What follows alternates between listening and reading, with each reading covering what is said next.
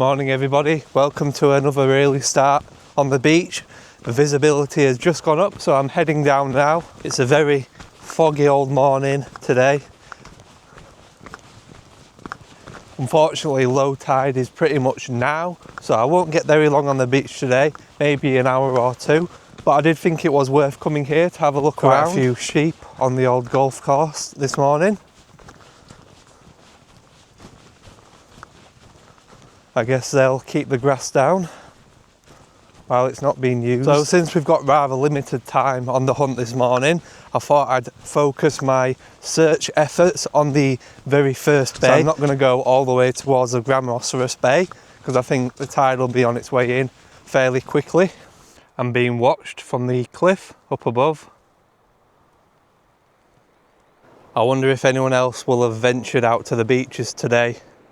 It's a very wet morning, but you never know if there will be anyone down there. So there is quite a few seals around this morning, so I'm trying to figure out a route which is least disturbing to them.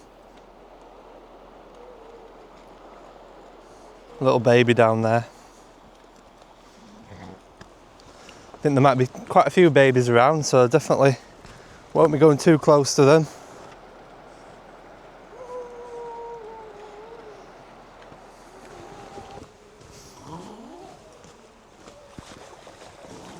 So unfortunately, I think I'm gonna go the other way because there's just far too many seals and I'm definitely not trying to disturb them. You can see there's loads of them and the really young ones. So I'm gonna head the other side. I'll come down to Ravenscar maybe next week at some point and I'm gonna go down the other route. I'm obviously very protective as well.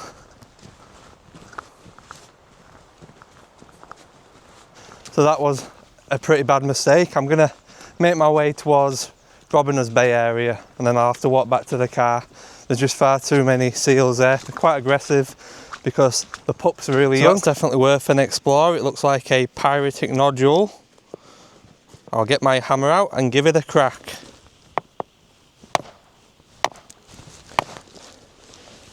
I think I'll leave it at that. I could potentially hit it some more, but not today. Got more eyes on me over there.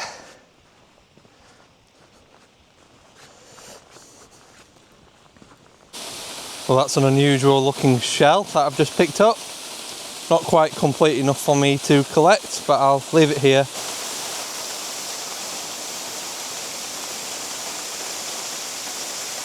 So I'm not sure if we'll find anything inside this nodule other than the odd shell, but worth giving it a go, I think. Nope, and it looks like there's nothing at all.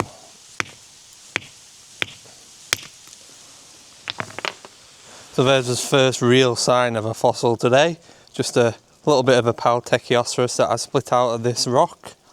Hopefully find a little bit better as I move on along the beach. So we've got his first find of the day, and it's a little Gagatissaurus in that rock there. That'll braid up beautifully. It should be all in there. Even though it doesn't look like much, I'm pretty happy with that one. So we've got another Gaggy block with a little one in there. You never know, there might be a few more inside once we get it back and prepare it. A few more of them today and I'll be happy. If you'd like to support the channel and get yourself a brilliant Yorkshire Coast fossil, please check out my website called buyafossil.com. There's a bunch of beautiful prepared fossils all available for purchase with shipping to most countries. Please take a look if you are interested. Thank you. I've just found two fossils in this little area here. One is this huge Gryphea oyster fossil shell. Now, I picked a few up of them, but I'm not going to show everyone, but that's a particularly large one. And the next one is another really good one. And there's a lovely Gagatissaurus. A little bit sea-worn on the edges. That's nice. And now, a lot of these do look quite worn, but they soon clean up really well. I might show you a few examples back at home that I've found recently. So that's the outer whorl of a very large Oxynotissaurus. Imagine finding one like that complete fresh out of the cliffs. Be amazing. Look at the suture marks there. Beautiful growth patterns. So I'm just making my way back now. The tide started to turn, I think. So I've just picked this one up Not complete, but I think it's a prom of some kind. It is blown there, but I will collect it because it's an interesting one.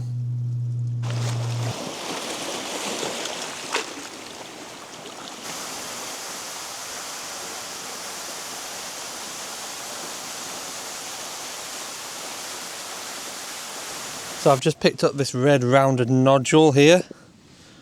Not sure if there'll be anything inside it, but I think it's worth a tap. It looks like a really nice rounded shape anyway. So you can see just how far it's come in now. There's a lot of seals behind me, so I'm being very careful. If I'd not kept my eye on this little cut-off bit, I might have had to wade through it, but I've just timed it well because I could see it. This guy over here is not bothered at all. Seems pretty relaxed, whereas the other ones are a little bit worried.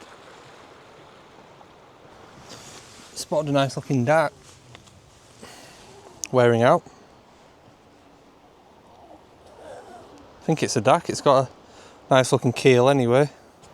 None of them seem to be moving, which is a bit awkward. I know there's two more up on top here, so I'm trying not to disturb them or scare them. So I've just climbed up this banking here because this one seal, which is watching me, it's got a young'un and it seems to not want to move from the path. Every time I go near it, looks quite aggressive, so I'm not gonna look at him. Luckily I can get all the way back up here.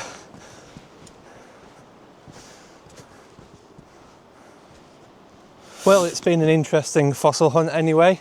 A little bit different from the usual dacks and ildies and stuff. You can see the old pillbox down there from World War II.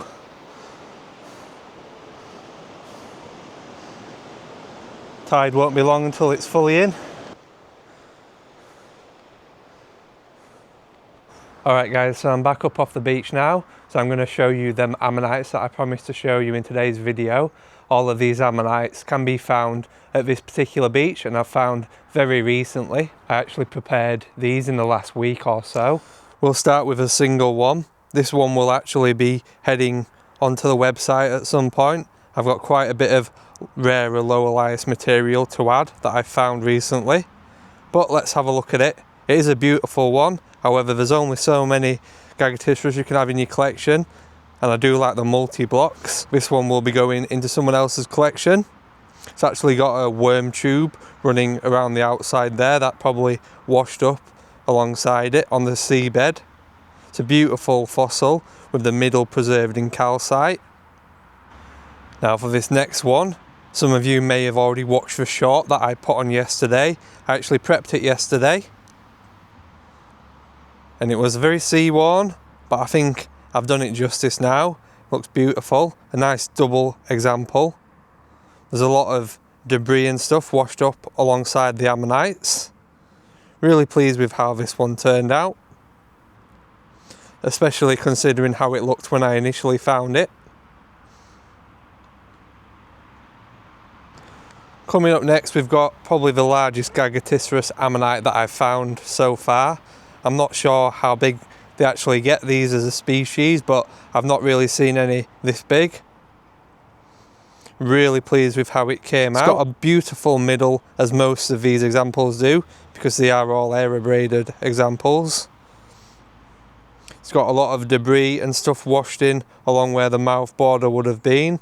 A lot of gastropods and shells. Really nice piece. Looks beautiful on display. I should say these ammonites are not easy to find.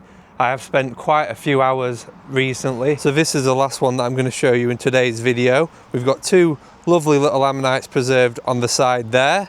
And as I turn the piece round, you should be able to start seeing a nice large keel showing. And then on top of the larger ammonite, there's two smaller ones. There's a lot of debris on the actual rock as well. So there's gastropods and shells and other parts of the ammonites. I really do love the shine on these fossils and the amount of detail that can be preserved once aerobraded. What a fantastic piece.